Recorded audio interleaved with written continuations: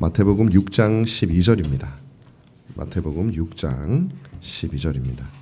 우리가 지금 주기도문을 한 절 한 절, 한 구절 한 구절 연구해 나가고 있습니다. 여러분, 하나님께서 여러분들에게 그 기도의 의미를 잘 알게 해달라고 기도하는 마음으로 함께 읽으시기 바랍니다. 제가 읽겠습니다. 우리가 우리에게 죄 지은 자를 사하여 준 것 같이 우리 죄를 사하여 주시옵고. 아멘. 오늘은 이 말씀을 가지고 하겠습니다. 잠깐 기도하겠습니다. 자, 하나님의 은혜가 있기를 간절히 구합니다. 제가 설교를 한 20몇 년 해왔잖아요. 99년도부터 어쨌든 중고등부 학생들을 대상으로 설교한 것을 시작해서 설교를 해왔으니까 26년이 됐네요. 만 26년.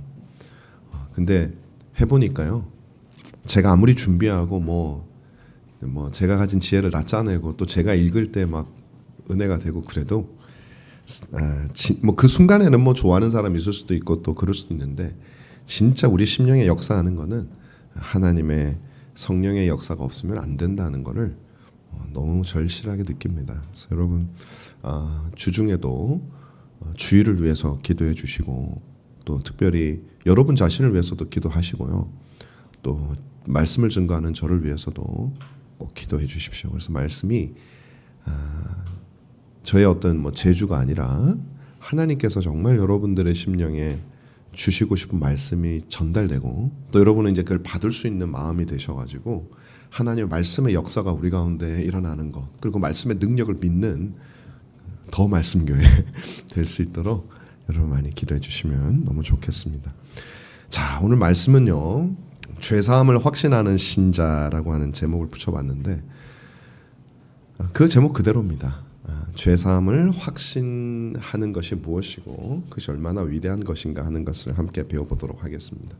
여러분, 주기도문을 하면서 저는 이제 계속적으로 느끼게 되는 건데요, 참 중요하다는 생각을 진짜 많이 해요. 제가 설교를 준비하다 보니까 더 합니다. 아마 여러분들 듣는 분보다 더 많이 할 거예요. 아무래도 여러 번 읽고 생각하고 아마 그래서 그런지, 어떤 면에서는 교회가 타락하는 것, 그게 과거든지 현재든지, 교회가 우리가 일반적으로 생각하는 타락이 아니라 너무 교묘해가지고 사람들은 교회가 잘 되고 있다고 생각하는데 하나님 보시기에 타락하는 시대가 많았거든요. 사실 대부분이 그렇습니다. 그 이유 중에 하나가 바로 이 기도를 잘 이해하지 못해서 그렇지 않나? 라고 저는 생각이 너무 많이 들어요. 그러면서 예전에 주기도문을 이렇게, 주기도문이 왜 중요한지 사실 저는 잘 몰랐어요. 목사인데도 설교를 한번 했거든요. 이걸 2번이나 했어요. 했는데도 지금처럼 실감나지는 않았어요. 근데 가만히 생각해 보면 우리 주님이 너희는 이렇게 기도하라 그랬는데 세상에 이게 어떻게 안 중요할 수가 있겠습니까? 이거는 그 생각을 왜 제가 그렇게 했는지, 그리고 하나의 모델 정도로 생각했어요. 그냥 하나의 example? 그래서 우리가 최대한 이걸 보면서 기도를 좀 반영하고 하면서, 실제로는 이제 예배를 마칠 때 쓰는 암기용이거나 아니면은 내가 기도할 때는 별로 그걸 모델로 삼지 않는 그 어정쩡한 포지션에 있는 기도가 저한테는 주기도문이었거든요. 근데 지금은 저는 이제 개인적으로 기도할 때마다 이걸 맨 먼저 해요. 이 주기도문을. 진짜 많이 유익이 됩니다. 제가 기도의 방향이 틀어지질 않아요. 하나님 나라, 왜 앞에 하나님 나라를 위해서 그렇게 주님이 기도하셨는가? 저도 자연스럽게 그 나라에 초점이 맞추어져서 저의 기도를 하게 됩니다. 그게 참 감사하고 은혜가 되는 것 같아요. 주님은 우리에게 너희는 이렇게 기도하라, 이렇게 말씀을 해주셨어요. 그러니까 여러분, 주기도문을 지금 배우는 대로, 제 아내가 제 설교의 팬입니다. 팬. 그래서 자주 들어요. 저 조회수 올리느라고. 그래서 이제 아내가 아마 주기도문을 잘 이제 앞으로 잘 이해할 것 같아요. 여러분들 많이 들으셔가지고 조회수도 올리고 주기도문도 여러분 그냥 무슨 말인지 암송하면 의미가 없어요. 기독교는 모두가 다 그래요. 그래서 주기도문을 외우시더라도 그 의미가 새록새록 생각날 수 있도록 또 설교를 한 번 듣고 마시지 마시고 또 주중에 들으시면 참 좋겠습니다. 자, 그래요. 이제 주님은 이 땅에 위대한 나라를, 주님의 나라를 세우는 이 어마어마한 일을 위해서 우리를 부르신 거거든요. 그래서 우리는 주기도문대로 우리는 그 나라가 이 땅에 임하기를 위해서, 그 나라가 세워지기를 위해서, 제가 그 켈로 부대 얘기도 했죠. 주님의 나라가 인천 상륙작처럼 임하기 위해서 우리가 반드시 필요하다고. 우리는 주님의 나라를 세우는 사람이, 우리가 완성하지는 못해요. 그러나 주님의 나라를 세우라고 주님이 우리를 보낸, 여러분 특수부대예요. 공수부대, 뭐 그런 특수부대예요. 이거는 우리 보통 정신력으로 살 수 있는 일반 그냥 넉넉고 살 수 있는 사람들이 절대 아닙니다. 주님은 그 말씀을 하는 거예요. 그러면서 우리에게 첫 번째로 우리를 위해서 그 나라를 이루는 사람이 되기 위해서 뭘 기도하라고 하셨냐면은 일용할 양식을 구하라고 하셨다고 지난주에 말씀을 드렸죠. 근데 이게 단순히 양식만 먹고 사는 문제 이걸 얘기하는 건 아니라고 말씀했습니다. 믿음의 많은 내용이 거기 들어가 있어요. 그런데 이 기도는요, 어쨌든 간에 육신의 생존이 필요하다라는 얘기를 하는 겁니다. 이 땅에서 우리가 일단 육신이 살아 있어야 이 땅에 주님이 주신 임무를 수행할 거 아니에요. 그죠? 이 육신이 중요해요. 우리 육신을 또 너무 영혼만 강조하다 보면 육신은 그렇지 않습니다. 굉장히 중요한 겁니다.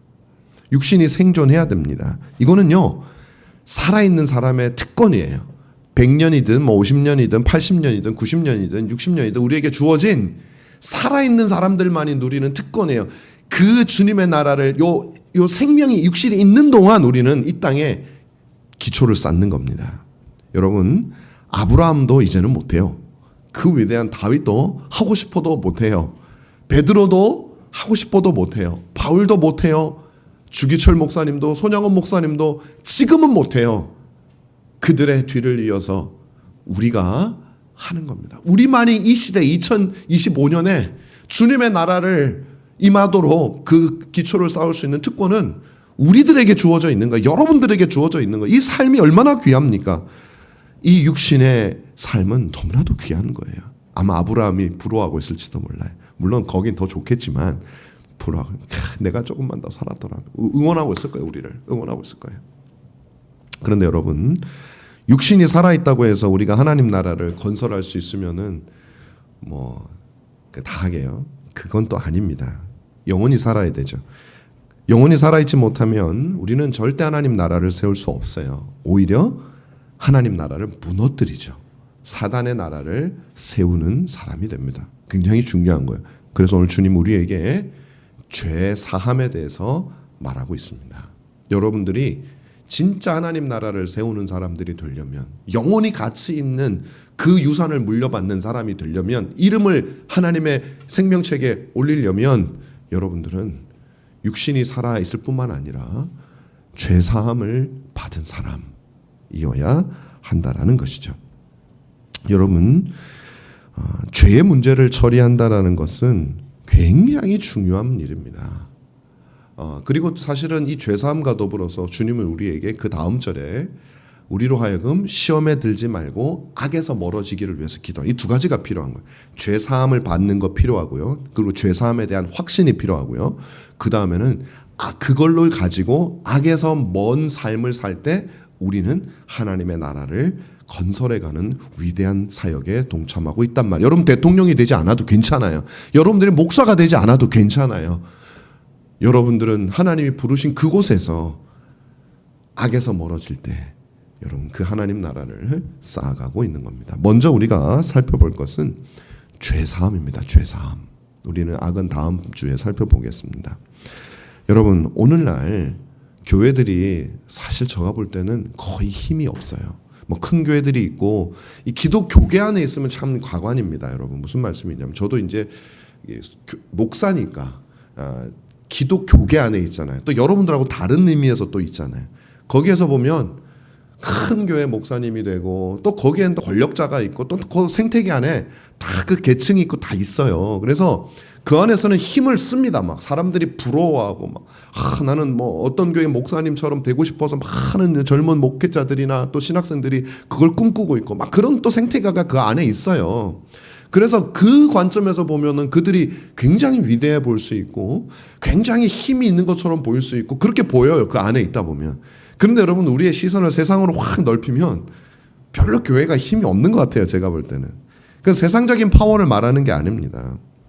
교회가 나타내야 될 진정한 파워가 그렇게 많지 않은 세상을 살고 있는 것 같습니다. 왜 하나님 나라는 이 땅에서 확장되기보다는 줄어들고 있을까요?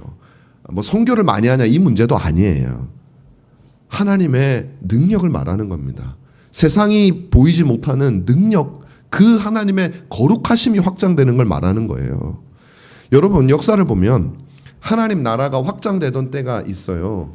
그 때가 정말 복될 때입니다. 예를 들면 초대교회였어요. 초대교회도 313년에 콘스탄티누스 황제가 밀라노 칙령을 통해서 기독교가 로마에서 자유를 얻고 그 이후에 국교가 되던 그 이전의 기독교예요. 사실은 그 이전에 핍박받던 기독교, 그 이전에 예수를 믿으면 생명을 내놓아야 했던 기독교, 그때 기독교는 정말 능력이 있었습니다. 세상의 잘못된 관습들을 없애는 역할을 기독교가 했었어요. 그리고 또 언제입니까? 종교개혁 때예요. 종교개혁 때 하나님의 은혜의 능력이 임했을 때 여러분 여성의 권위가 중세에서는 굉장히 억압을 받았어요. 그 억압을 받았던 여성의 권위가 지위가 그냥 말도 할 수 없을 정도로 향상되어진 것이 사실은 종교개혁 때. 우리 지금의 지위와는 또 다르지만 지금 우리가 누리는 것이 꼭 옳다고 할 수 없습니다. 여러분 왜곡된 것이 굉장히 많아요. 종교개혁 때 모든 것이 완성됐다라는 건 아니지만 굉장한 발전을 이루어냈습니다. 여러분 특별히 우리 청교도들이 쓴 그 책들을 보면 남성과 여성의 역할과 지위에 대해서 성경적인 견해는 훨씬 더 아름다운 것을 볼 수 있습니다. 물론 그것이 세상으로 드러날 때는 여전히 불신자들이 많은 세상이기 때문에 온전한 모습으로 드러나지 못할 때가 많았지만 여성의 지위도 그렇고요. 노예제도가 폐지된 거 그것도요. 종교개혁이 일어나고 그렇게 한참 지나지 않은 그 종교개혁의 믿음이 그 신앙, 개혁주의 신앙이 살아있던 그 시기에 노예제도에 대한 강력한 반발이 일어나고 사회적인 정의가 실현되는 일이 일어나게 되었습니다. 그런데 여러분 제가 볼 때는 이제는 더 이상 하나님 나라가 확장되기보다는 오히려 줄어들고 있는 것 같아요. 성경이 금지하는 사상이 이 세상에 오히려 상식이 되어가고 있는 것을 보게 됩니다. 비성경적인 이념들이 점점 더 법제화되고 있는 것을 보게 됩니다. 그럴듯한 사상을 내세우지만 그 속은 양의 탈을 쓴 늑대, 사단의 생각들이 교묘한 모습으로 양의 탈을 쓰고 그 안에는 늑대가 우리에게 있고 그런 법들이 제정되고 있습니다. 진리가 많은 부분에서 왜곡되고 있습니다. 성경이 부정당하고 있어요. 해체되고 있습니다. 이건 신학계에서도 아주 활발하게 이미 진행되어 왔고 여전히 다른 모습으로 진행되고 있는 모습입니다. 1700년 동안 믿어왔던 성경 교리가 18세기 이후에 부정되고 오늘날 세계 신학계를 지배하고 있는 것은 너무나도 성경에서 벗어난 신학들이 주인 자리를 차지하고 있습니다. 종교개혁의 위대한 진리들과 개혁교회의 성경적 진리들이 다른 교파는 물론이고 심지어 보수적인 기독교 내에서도 우리 교단 안에서도 거부되고 변개되고 있습니다. 저는 학교에 있으면서 이런 모습들을 너무나도 선명하게 보고 경험하고 있기 때문에 그때마다 가슴에 너무 큰 답답함을 오히려 더 느끼고 있는 그리고 살아가고 있는 요즘입니다. 놀랍게도 이 모든 일들은 불신자들뿐만 아니라 기독교라는 이름을 가진 사람들에 의해서 이루어지고 있는 경우가 많다는 것입니다. 그들은 하나님 나라를 세운다고 말하면서 그리스도의 이름으로 불법을 자행하고 참교회가 믿어왔던 진리를 조롱하고 부정하고 교묘하게 아름다운 것을 포장해서 하나님 나라를 허물고 있습니다. 여러분 왜 이런 일이 발생합니까? 저는 교회가 더 이상 죄를 말하지 않기 때문에 그렇다고 생각합니다. 죄 사함의 비밀을 알지 못하는 사람들이 교회에 여러분의 자리에 있을 뿐만 아니라 교회의 직분자들의 자리에, 교회의 지도자의 자리에, 가장 높은 자리에 있기 때문에 이런 일들이 일어난다고 생각합니다. 어느 시대든지 제가 교회 역사를 연구하면서 어느 시대든지 이 죄사함의 의미가 약화될 때 교회는 진정한 의미에서 그 힘을 잃고 근데 역으로 외적인 모습은 강해지는 걸 볼 수 있어요. 왜냐하면 은혜의 의미가 왜곡되기 때문에 그래요. 은혜의 의미를 우리가 보기 좋은 대로 사사기에 나오는 것처럼 우리 소견에 오른 대로 왜곡시키기 때문에 그렇습니다. 오늘 우리 시대도 여러분 정확하게 그런 시대를 우리가 살고 있어요. 여러분 더 이상 죄사함의 원리에 대해서 강조하지 않아요. 여러분 죄사함이라는 말을 어디서 제일 많이 들어봅니까? 여러분 뭐 모르겠어요. 저는 이제 아무래도 목사다 보니까 길거리 다니거나 예전에 이제 뭐 지하철 타거나 그러면 제일 많이 본 게 어디냐면 구원파예요. 구원파 박옥수라는 사람의 집회 안내가 돼 있으면 죄사함의 비밀 막 이런 게 적혀 있어요.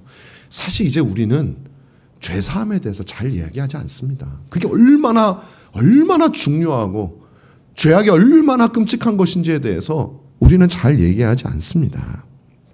요즘은 기독교 신앙을 가지는 것을 단순히 한 사람의 선택 정도로 생각합니다. 그래서 어떤 표현을 많이 쓰냐면 영접이라는 말을 많이 써요. 죄사함을 받고 회심하고 뭐 이런 표현보다는 영접한다라는 표현을 많이 써요.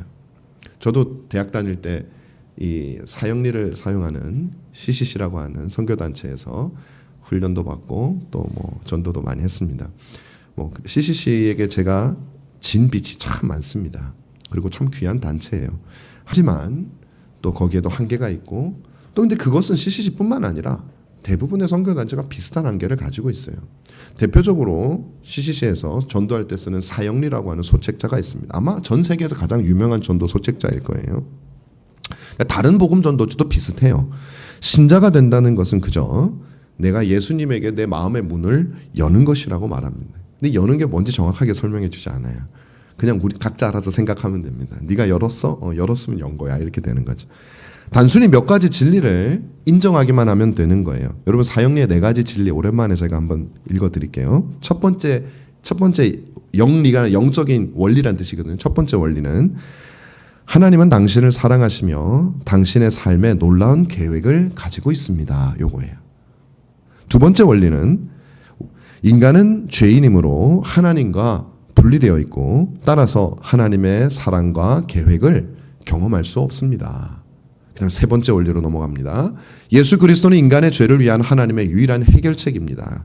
그분을 통해서만 우리는 하나님을 알고 그분의 사랑과 계획을 경험할 수 있습니다. 네 번째는 우리는 예수 그리스도를 개인의 구주와 주님으로 영접해야 합니다. 그때 우리는 하나님의 사랑과 계획을 알고 경험할 수 있습니다. 여기서 계속 반복되어져 나오는 것은 하나님의 사랑과 계획을 아냐 모르냐, 영접하면 알고 영접 안 하면 모른다예요. 여러분 이 말 자체를 누가 틀렸다 하겠습니까? 하나님 사랑과 계획이 있으시죠. 그걸 우리가 영접 안 하면 모르죠. 영접하면 알겠죠. 이 말은 틀린 게 없어요. 맞는 말이에요. 그러나 여러분 이 소책자의 가장 큰 문제는 뭐 제가 문제점을 지적하려고 그러는 게 아니죠. 안티 CCC가 아닙니다. 그런 차원에서 드리는 게 아니라 이게 보편적으로 편만해져 있는 이 시대의 복음 인식이에요. 가장 큰 문제는 죄라는 말은 나오지만 그 죄가 얼마나 심각한지 그 죄로 인해서 우리가 얼마나 비참한 상태에 있는지 그래서 우리가 영접한다는 것이 우리에게 얼마나 큰 결단을 요구하는 엄청난 일인지에 대해서 설명하지 않아요.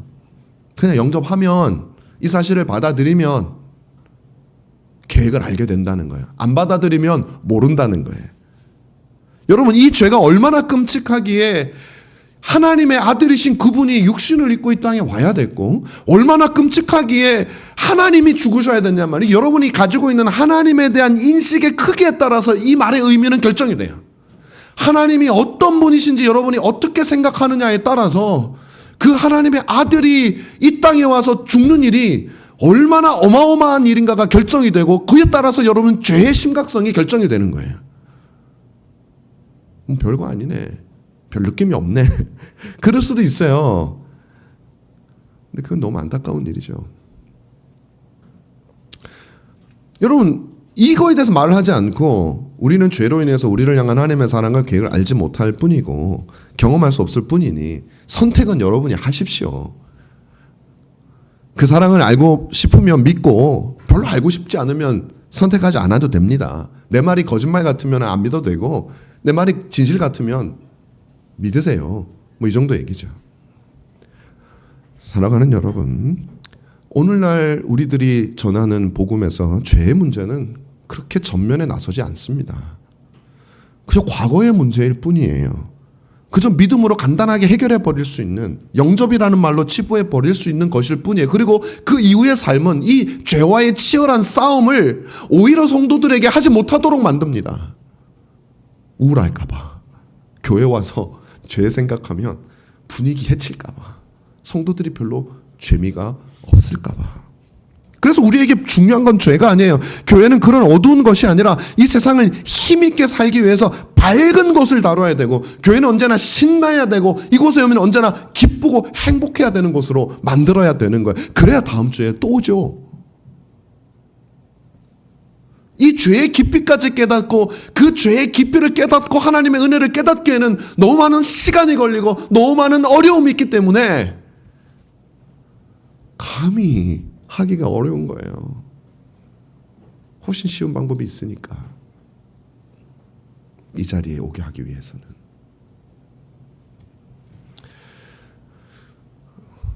이게 과장이라고 여러분 얘기할 수도 있겠지만 저는 과장은 아닌 것 같아요. 단순한 거라고는 할 수 있겠죠. 너무 단순하겠다 이렇게 이건 가능해요. 과장 같지는 않습니다. 전 진심으로 그런 것 같아요. 여러분, 그럴 때마다 교회는 세속화되어져 왔어요. 세상의 영향을 받는 거예요. 세상에 인정받고 싶어 하는 겁니다. 이 자리에 오는 사람들에게 인정받아야 더 많은 사람이 오니까. 자칫 좀 심하게 말하면 교회 사업이 되어버리고 있는 것도 맞아요. 모두가 그런 건 아니지만 그런 영향이 일부분 우리들 속에 있는 것도 맞아요. 어쩌면 저 안에도 있습니다. 저도 뭐 21세기를 살지 무슨 17세기를 사는 게 아니잖아요. 저도 죄악된 사람이지 아닌 게 아니잖아요. 뭐 얼마나 다르겠습니까? 그것과 싸우고 있을 뿐이에요. 싸우지 않는 사람에게는 있는 겁니다. 무조건. 그래서 우리가 길을 갈 때 세상이 우리를 따라오게 하는 게 아니라 우리가 세상의 환심을 사기 위해서 그들의 길을 따라가고 소리내지 않는 거예요. 예수님이 예루살렘으로 입성할 때 아무도 환영하지 않았지만 한 게 아니라 사람들이 환영을 했잖아요. 그때 만약에 환영하지 않았다면 주님이 돌들이 소리를 지를 거라고 그랬잖아요. 역으로 생각을 해서 사람들은 교회를 향해서 주님을 향해서 아무 소리도 내지 않아요. 교회도 내지 않아요. 돌들이 내야 될 거예요. 자, 그럼 여러분 그 결과가 뭐냐? 그렇게 우리가 눈치를 보고 어떤 면에서 죄사함을 얘기하지 않고 죄에 대해서 얘기하지 않는 결과가 뭐냐? 바로 하나님의 이름으로 자신의 나라를 세우는 것이에요. 근데 놀라운 거는 그 나라가 자기 나라도 아니에요. 마귀의 나라예요. 이 말이 좀 세요. 마귀의 나라 그러니까 이게 뭐 너무 센데, 그럼 제가 아무리 성경을 봐도 성경은 그렇게 표현하고 있는 것 있어요. 여러분 보세요. 예수님께서 요한복음 8장 44절에서 너희는 너희 아비 마귀에게서 났으니 너희 아비의 욕심을 너희도 행하고자 하느니라 이렇게 해서 우리가 행하는 게 마귀의 욕심을 행하는, 마귀의 나라를 세우는 거란 말이에요. 우리 욕심에 따라서 사용하면. 이 말씀의 대상이 누군지 아십니까? 바로 바리새인들과 서기관들을 포함해서 예수님을 따르지 않았던 그 당시 대부분의 유대인들을 향해서 주님께서 하신 말씀이에요. 무슨 말이에요? 이 사람들은 누구보다도 하나님 나라를 이룬다고 열심을 품고 있었어요. 그래서 결국 그들이 한 것은 아비 마귀를 따라서 예수님을 핍박하는 일을 한 거예요. 그래서 주님이 너희는 너희 아비 마귀의 뜻을 따라서 너희 안에서 행하고 있다라고 얘기를 하는 거예요. 누구의 나라를 세우는 거예요? 주님의 나라를 허물고 마귀의 나라를 세우는 거예요. 유대인들이 하던 거예요. 누구보다도 하나님의 백성이었다고 생각했던 이들이 하는 겁니다. 저는요, 중세교회도 보고 유대인들을 보면서 저는 늘 머릿속에 맴도는 게 우리 시대라고 왜 다를까라는 생각을 합니다. 어느 시대든지 자기들은 다르대요. 비판하는 입장에 있을 때는 항상 자기들은 제외시키기 때문에 과거를 비판할 때 우리는 빼는데 왜 우리라고 다르겠습니까, 여러분? 이 설교를 한 저도 마찬가지예요. 내가 이 설교를 했기 때문에 나는 아니다라고 말할 수 없어요. 나는 혹시 아닌가? 나는 혹시 정말 서 있는 게 맞는가? 돌아봐야 되는 거예요. 이 일이 없는 사람이 긴 거예요. 여러분, 바울도 마찬가지였어요. 그는 하나님 나라를 세우려고 열심을 품었지만 사실은 그 나라를 파괴하는 사람이었어요. 우리 안에 있는 죄의 문제를 바로 다루지 않으면 여러분, 저는 여러분들이 하나님 나라를 파괴하는 사람이 될까봐, 사단의 나라를 세우는 사람이 될까봐 오늘 이 말씀을 전하지 않을 수가 없습니다. 다시 한번 말씀드리지만 교회가 진정으로 능력이 있던 시대는 늘 죄를 심각하게 다루고 진지하게 다루던 때였어요. 늘 죄의 문제는 신앙의 핵심적인 곳에 있었어요. 물론 이 죄를 잘못 이해하고 죄를 오용하면 공포감을 주는 수단으로 사용한 적도 있어요. 중세는 죄에 대한 이야기를 많이 했지만 오용해서 공포감을 주는 방편으로 사용했어요. 그럼 우리는 그렇게 오용해서는 안 되겠지만 이 죄에 대해서 묵상하고 그리고 이 죄에 대해서 해방된 것이 무엇인지를 우리가 거기까지 나아가는 은혜를 누릴 때 우리는 진짜 교회를 이루어가고 주님의 나라를 세워갈 수 있는 사람이 되는 것이라는 것이죠. 우리 교회가 그렇게 되기를 간절히 바랍니다. 그래서 우울하게 만들고 싶지 않아요. 저는 죄를 이야기해도 우울해지지 않는 교회가 되기를. 왜? 우리는 모두가 다 죄사함에 대한 확신을 가지고 있기 때문에. 그래서 그 죄에 대한 이야기를 들으면 더욱더 그것을 모르는 사람들을 향해서 나아가고자 하는 의지가 불타오르는 그런 교회가 되면 정말 좋겠다. 제 이제 소원입니다.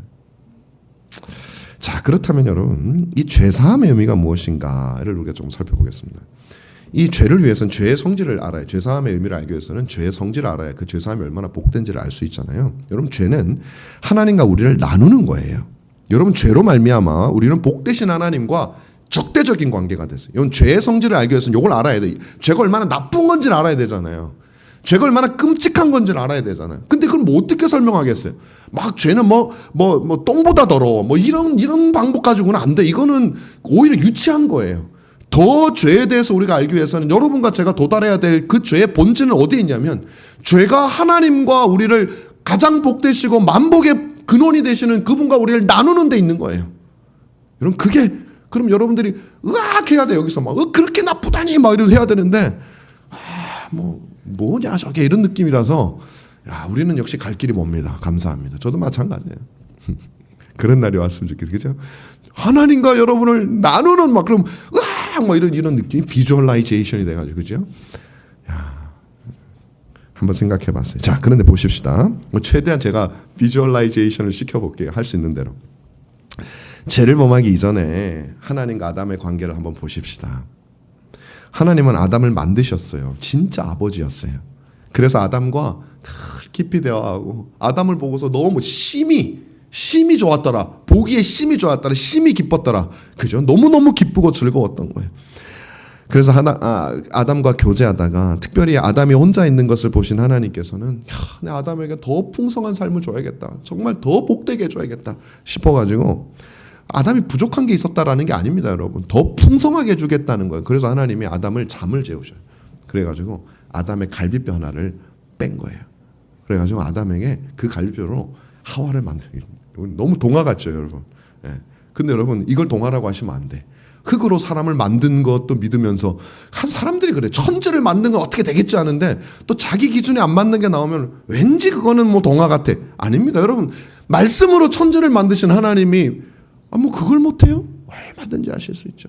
그 하나님께서 어떻게 말씀하시냐면은 그 아담에게서 갈비뼈를 떼가지고요. 하와를 만들어요. 얼마나 사랑스럽든. 그래서 아담을 깨워요. 아담이 눈을 떠서 정신이 몽롱해 딱 꼈어요. 그랬더니 저기서 그 보고 싶은 하나님이 보여서 너무너무 기뻤는데 뭔가 약간 허전한 느낌이 들어요. 그런데 그 허전함을 채워줄 그 갈비뼈로 만든 하와가 너무나도 아름답고 너무나도 사랑스러워. 그냥 그 갈비뼈가 자기 몸에 있었을 때는 그냥 있었나 보다 하는 그거였는데 그 갈비뼈를 보니까 모든 것이 만족스러워지는 최상의 여인이 아버지의 손을 잡고 자기에게 오는. 그러니까 이게 새 식구가 된 거예요. 하나님과 하와와 아담이 완전한 기쁨 가운데서 서로가 살아가는 거죠. 내 뼈 중에 뼈요, 내 살 중에 살이다. 완전한 만족이고 완전한 기쁨이고 정말 인간이 누릴 수 있는 가장 복된 기쁨의 순간을 에덴에서 누리고 있었어요. 그리고 하나님께서는 이 아담과 하와에게 얼마나 친밀했던지 하나님 나라를 건설하고 관리할 책임을 주셨어요. 우리가 문화명령이라고 부르는 창세기 1장 28절은 이렇게 말합니다. 하나님이 그들에게 복을 주시며 하나님이 그들에게 이르되 아담과 하와에게 내가 지은 사랑하는 내 자녀들아 생육하고 번성하라. 나 니들의 모습이 얼마나 아름다운지 니들의 자손들이 여기 꽉 찼으면 좋겠다. 생육하고 번성하라. 땅에 충만하라. 그리고 너희들이 땅을 정복하라. 그게 내가 정복하는 것과 같은 거야. 바다의 물고기와 하늘의 새와 가축과 온 땅에 기는 모든 것을 다스리게 하자. 하나님께서 성삼위 하나님이 그렇게 말씀을 하시는 거예요. 얼마나 친밀하고 얼마나 신뢰가 있고 얼마나 행복하고 갈등이란 존재하지 않고 그냥 기쁨만 있었어요. 하나님은 아담과 하와에게 자신의 나라를 이루고 유전할 것을 명령하셨어요. 여러분 우리가 받은 명령도 동일한 겁니다. 그들에게 이 명령을 주실 수 있었던 이유가 뭘까요? 죄가 없었기 때문이에요. 하나님께서 그들과 함께 할 수 있었기 때문이에요. 하나님의 명령을 따를 수 있기 때문이었어요. 이렇게 아름답고 복된 관계가 며칠 가지 못했습니다. 3장에 보면 이 관계가 깨져요. 하나님의 소리를 듣고 아담이 나무 사이에 몸을 숨기는 모습이 8절에 나옵니다. 아니었잖아요. 이런 모습이 아니었잖아요. 10절에는 그 이유가 뭔가 봤더니 하나님이 무서워졌어요. 안 무서웠잖아요. 하나님이 오기만을 기다렸잖아요. 그 다음에는 이 두려움을 피하기 위해서 잘못된 원인을 자기의 뼈 중에 뼈, 살 중에 살이라고 한때는 자기를 가장 행복하게 했던 그 여인에게 돌립니다. 저 여자가 주님이 만든 그 하나님에게도 돌리는 거예요. 당신이 만든 저 여자가 나를 깨웠어요.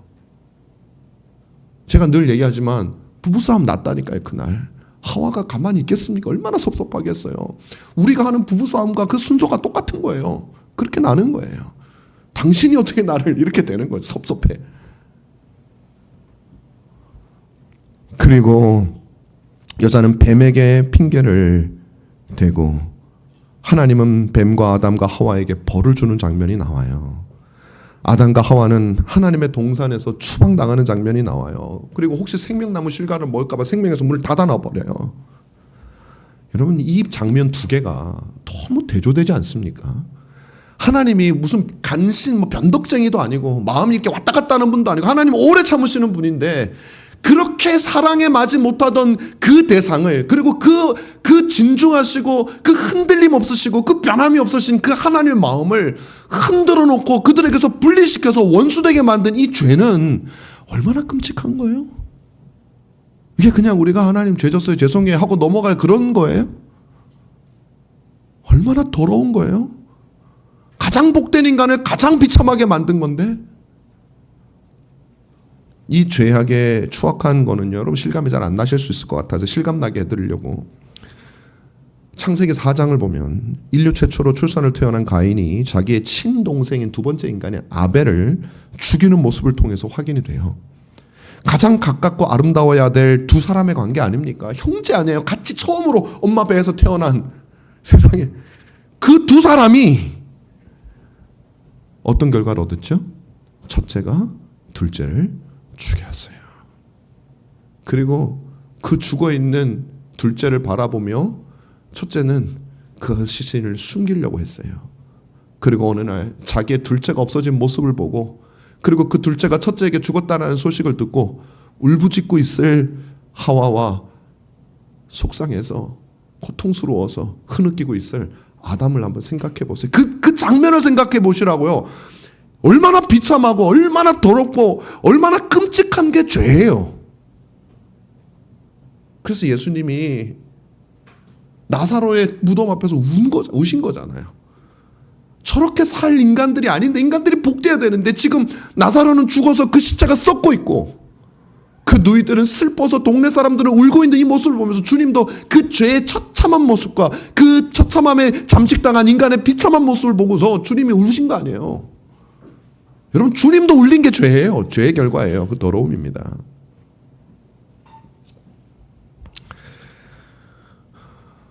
이 죄를 범한 가인은 이제 그 결과가 뭐냐면 주님과 더 이상 함께 있을 수 없었어요. 그래서 하나님은 그에게 벌을 내리셨는데 그 벌은 가인을 이 땅에서 지면에서 쫓아내는 것이죠. 지면에서 쫓아내면 어디로 가는 거죠? 우주로 가나? 아닙니다. 다른 동네 도망자가 되는 거란 뜻이에요. 하나님의 테리토리에서 하나님의 범주에서 벗어나는 거예요. 누구를 피해서 도망가는가? 하나님을 피해서 도망자가 되리라라고 영어로 번역된 걸 보면 도망자, 유리하며 도망하며 다니리라 이렇게 되어 있는데 영어는 넌 도망자가 되리라 이렇게 되어 있어요. 하나님에게서 도망 다니는 사람이 된 거예요. 하나님과 가장 친해야 될 사람이 죄 때문에 하나님을 피해 다니는 사람이 된 거예요. 근데 그거를 지면에서 쫓아냈다, 땅에서 쫓아냈다 이렇게 되어 있어요. 지면에 살지만 지면에 사는 게 아니에요. 이 말은 하나님에게서 쫓겨났다라는 거예요. 그는 이렇게 고백합니다. 가인은 내가 주의 낯을 뵙지 못하리니, 여러분 하나님과 함께 있을 수 없게 된 거예요. 하나님의 영역에서 추방당한 거예요. 땅에 살지만 땅에 사는 게 아닌 거예요. 아담과 하와가 죄를 범하고 에덴에서 쫓겨났을 때와 비슷한 겁니다. 그런데 아담과 하와는 쫓겨났지만 그들은 죄 사함을 받았어요. 믿었어요. 그리고 그들은 죄 사함을 받은 것 같아요. 왜냐하면 그들은 하나님을 그 자손들에게 가르쳤고 그들을 통해서 하나님은 하나님의 나라를 다시 세우는 위대한 역사가 회개하고 죄 사함 받은 아담과 하와를 통해서 시작되었기 때문에 그래요. 그런데 가인은 거기에서 제외가 되고 셋이 들어왔어요. 가인은 그 역사에서 제외가 됐어요. 가인은 끊임없이 하나님의 나라를 세우는 걸 피해 다녀야 됐고 하나님의 나라의 영역에서 벗어나 버릴 수밖에 없었다라는 거예요. 죄사함을 받지 못하면 어떻게 됩니까? 하나님의 위대한 사역에서 벗어나게 되고 참여할 수 없고 하나님을 피해서 도망 다녀야 됩니다. 지면에 살지만 지면에 살 수 없는 존재가 됩니다. 하늘에 살겠습니까? 지면에 살 수 없는 곳이 어딜까요? 땅 속이죠. 지옥이죠. 하나님의 얼굴을 볼 수 없기 때문에 그래요. 여러분, 그러면 가인은 죽었어요? 안 죽었어요. 가인은 여전히 이 땅에서 살고 있어요. 하나님의 얼굴을 피하고 도망다니면서 이 땅에 살고 있어요. 그렇다면 그가 이 땅에서 뭘 하고 있는 걸까요? 하나님의 영역에서 벗어나서 철저히 하나님을 피해 다니면서 뭘 하면서 살까요? 하나님 나라를 대적하는 사탄의 왕국을 세우면서 사는 겁니다. 이 세상에 두 부류의 사람밖에 없어요. 그래서 여러분, 가인이 쫓겨난 다음에 성경은 뭐라고 기록하고 있는지 아세요? 그는 쫓겨나서 성을 세우고 그 성의 이름을 에녹이라고 지어, 자기 아들 에녹이라고 이름을 지었어요. 자기의 성을 쌓은 거예요. 하나님의 성에서 쫓겨난 거예요. 그게 자기의 성인지 알았는데 알고 보니까 마귀의 성이었어요. 유다서 11절에 보면 그들에게 화 있을진저 가인의 길을 행하였으며, 그리스도를 대적하는 사람들을 가인의 길을 걷는 사람이라고 얘기를 하고 있어요. 요한 1서 3장 12절은 가인과 같이 하지 말라. 그는 악한 자에게 속하여 그 아우를 죽였나니, 악한 자에게 속하여 사단에게 속하여 살고 있는 거예요. 사단의 성을 쌓고 있는 거예요. 그 이름을 에녹이라 지었지만 그 이름은 마귀예요. 사탄이에요. 여러분, 그들은 이 세상에서 마귀의 나라를 세우는 사람입니다. 차이가 뭡니까? 아담과 하와와 가인의 차이가 뭡니까? 둘 다 죄를 지었고 둘 다 쫓겨났지만 차이가 뭐예요? 죄 사함을 받고 그것에 대한 확신을 가지고 있었느냐. 죄 사함의 문제였습니다. 이 세상엔 두 종류의 사람이 있어요. 죄를 범했지만 죄 사함을 받아 열국의 아비의 어미가 되어 이 땅에서 하나님 나라를 세우는 사람들이 있고, 둘째로 죄를 범함 후에 죄 사함을 받지 못하고 하나님과 멀어졌고 마귀의 나라를 세우면서 사는 사람, 이 땅에 살지만 이 땅에 살지 못하는 사람, 지옥을 사는 사람이 있다 이 말이에요. 그러므로 여러분, 하나님 나라를 건설하기 위해서는 죄 사함이 반드시 필요합니다. 왜냐하면 하나님 나라를 세운다는 건 죄와 싸우는 걸 의미해요. 뭐 어디 뭘 세우는 게 아니에요. 죄와 싸우는 걸 의미합니다. 이건 하나님 백성 아니면 죄와 싸울 수, 죄 분별이 안 돼요. 분별이. 죄와 싸우는 걸 말해요. 내 안에 있는 죄와 내 주변에 있는 죄. 왜 내 주변입니까? 여러분의 가정에, 여러분의 교회에, 여러분의 이웃에, 여러분의 발길이 닿는 곳에 있는 죄와도 싸우게 되어 있어요. 그게 신자의 소명이에요. 자, 그렇다면 여러분, 죄와 싸우는 최고의 방법은 무엇일까요? 이게 중요하잖아요. 죄와의 싸움을 가장 잘 보여주는 건 무엇입니까? 그게 바로 오늘 본문이 말하는 용서예요. 용서. 자, 보십시오 여러분. 지금 주님은 백성들에게 기도를 가르쳐주고 있어요. 이 사람들은 다 죄사함을 받은 사람이라고 봐야 돼요. 왜냐하면 그 제자들이고 또 그 기도를 하게 될 우리들은 하나님의 백성이라고 생각을 하고 주님이 기도를 가르쳐주고 있는 것이잖아요. 그렇다면 이 사람들은 이미 죄사함을 받은 사람들일 거예요. 그런데 왜 주님은 오늘 이 기도를 통해서 우리에게 죄를 용서해 달라고 하는 거예요? 죄사함을 안 받았기 때문에 기도할 때마다 죄를 용서해 주세요, 용서해 주세요 해야 된다는 말인가요? 그럼 우린 죄사함을 안 받았다라고 고백하는 건가요? 그게 아닐 겁니다. 주님이 이 기도에서 무엇을 말씀하시고자 하시는가? 죄사함의 확신에 대해서 우리에게 말하고 있는 확신에 대해서. 하나님 나라의 건설에 참여할 수 있는 사람은 어떤 사람이냐? 죄사함만 단순히 객관적으로 받은 사람이 아니에요. 내가 그것을 확신하고 살아가는 사람이에요. 구원의 확신을 가지고 있는 사람이에요. 주님이 당신의 피로 내 죄를 씻었다라고 하는 확신을 가지고 있는 사람이에요. 그 사람이 참여할 수 있는 겁니다, 여러분. 이것이 오늘날 우리에게 가장 큰 문제예요. 왜 우리가 그리스도인의 능력이 상실되어졌는가? 왜 교회가 확장되지 않는가? 왜 세상이 반대로 가고 있는가? 주님의 나라가 쇠퇴하는 것처럼 보이는가? 죄사함의 확신이 없기 때문에 그래요. 왜 그러면 우리는 죄사함의 확신이 없을까요? 어떻게 하면 우리가 죄사함의 확신을 가질 수 있을까? 아까 용서라 그랬잖아요. 용서하지 않아서 우리는 죄사함의 확신이 없는 겁니다. 여러분이 여러분에게 죄 지은 자들에 대해서, 저가 저에게 죄 지은 자에 대해서 우리가 용서하지를 않아요. 여러분, 우리가 양심이 있잖아요. 양심이 있으면 내가 용서를 받았다면, 내가 죄 사함을 받은 것을 확실히 믿는다면 어떻게 나에게 죄 지은 사람에게 용서를 안 해주면서 기쁠 수가 있습니까? 양심의 가책이 없을 수가 있습니까? 그죠? 그거예요. 결론은 그거예요. 여러분, 우리가 죄사함의 확신을 가질 수 있는 것은 우리가 우리에게 죄 지은 자를 그 사함, 그 죄를 용서하는 겁니다. 본문 14, 15절에는 이를 더 구체적으로 말하고 있어요.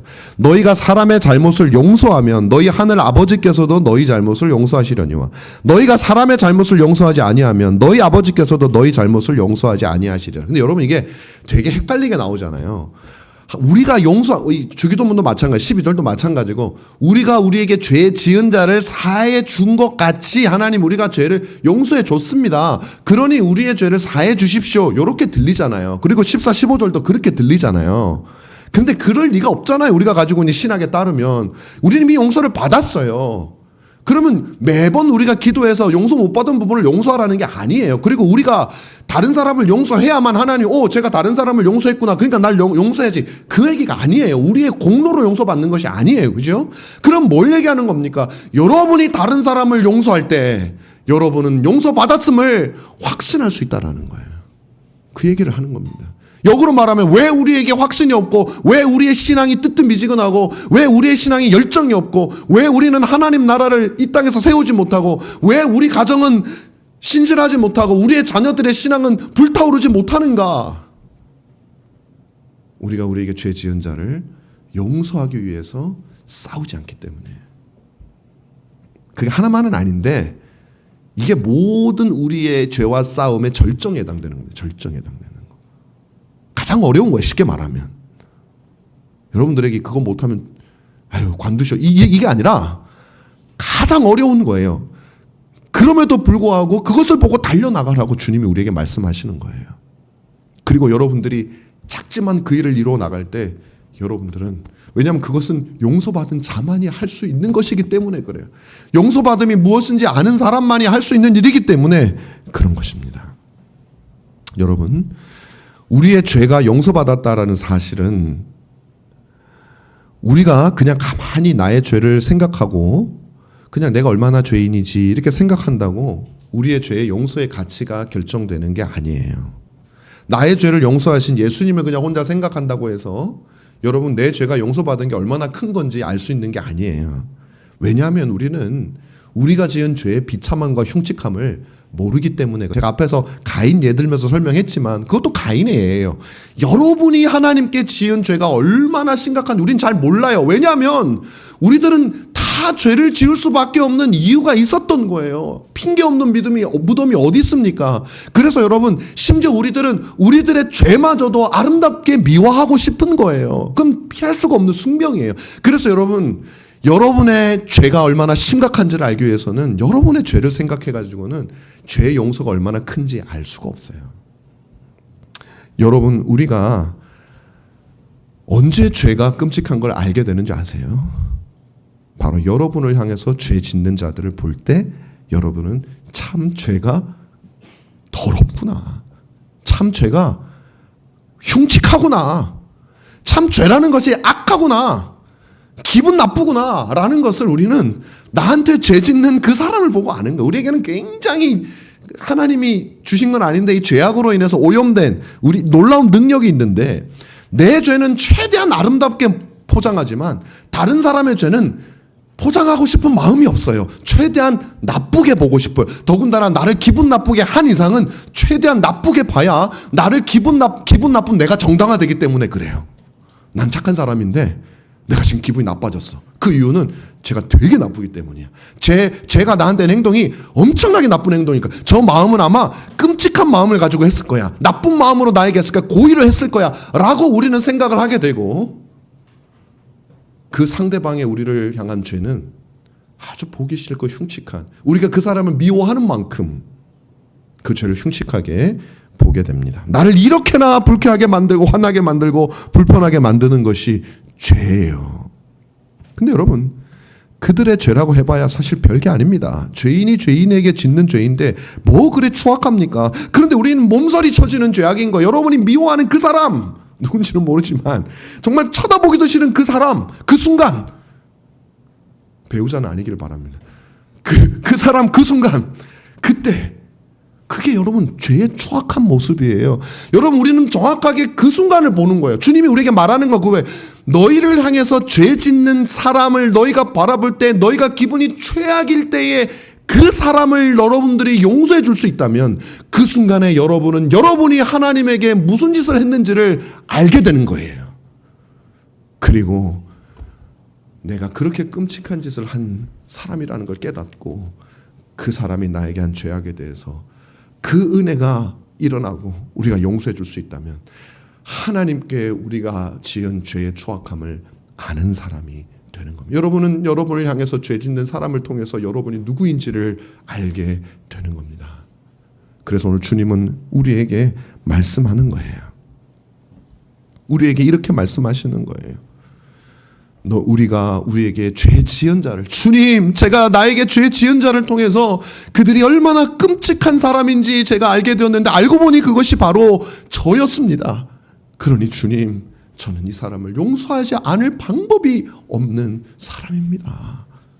여러분 그것이 바로 오늘 주님이 우리에게 말씀하는 거예요. 그렇게 여러분이 용서했다면 여러분은 용서의 가치, 죄사함의 의미를 알고 있는 사람이라는 것이에요. 여러분 마지막으로 그렇다면 하나님의 나라를 세우기 위해서 죄와 싸우는 사람에게 주어지는 특권에 대해서 간단하게 얘기하고 마치겠습니다. 저는 그것이 의의 면류관이 주어진다고 생각합니다. 디모데후서 4장 6장 8절에서 이렇게 말씀합니다. 전제와 같이 내가 벌써 부어지고 나의 떠날 시각에 가까웠도다. 나는 선한 싸움을 싸우고 나의 달려갈 길을 마치고 믿음을 지켰으니 이제 후로는 나를 위하여 의의 면류관이 예비되었으므로 주 곧 의로우신 재판장이 그날에 내게 주실 것이며 내게만 아니라 주의 나타나심을 사모하는 모든 자에게도니라. 여러분 의의 면류관이 누구에게 주어졌습니까? 선한 싸움을 싸운 사람에게 주어졌습니다. 이 선한 싸움이 무슨 싸움이에요? 죄와의 싸움입니다. 맞아요. 죄와의 싸움입니다. 이 죄와의 싸움의 절정은 무엇입니까? 바로 우리에게 죄 지은 자를 용서해 주는 거예요. 제일 높은 단계예요. 여러분 이 면류관은 또한 의로운 자에게 주어집니다. 의의 면류관이니까. 죄의 용서를 받은 사람에게 가장 불의한 행동은 무엇입니까? 자기에게 죄 지은 자를 용서하지 않는 것이죠. 역으로 그러므로 우리의 의는 어떤 모습에서 가장 우리에게 분명하게 드러나겠습니까? 내가 용서를 받았으니 나에게 죄 지은 자에게 용서해 줄 때 우리의 불의가 최대한 감추어지는 겁니다. 그것이 바로 주님이 우리에게 말씀하셨던 원수를 사랑하라라고 하는 말씀이 여기서 합쳐지는 거예요. 원수를 사랑하라. 너에게 죄 짓는 자를 용서하라. 그래서 제가 최고봉이라고 얘기를 하는 거예요.